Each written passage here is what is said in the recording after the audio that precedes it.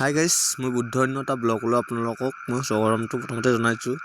অৰ্থাৎ ভোগালী বিহু বুলি গাইজ তামবাৰী সত্ৰ এখন সাংস্কৃতিক সন্ধিয়াৰ আয়োজন কৰিছে। তাতে আমাৰো বহুত দেৰি হ'ল, সেইকাৰণে গাইজ আমি নৃত্য পৰিৱেশন কৰা আমি 2-3টা দেখালোঁ।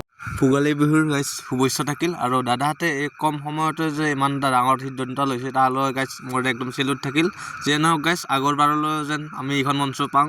আৰু গাইজ আমি আমন্ত্ৰণ কৰি অনা গাইজ আমাৰ সমুদাৰ গান শুনক গাইজ।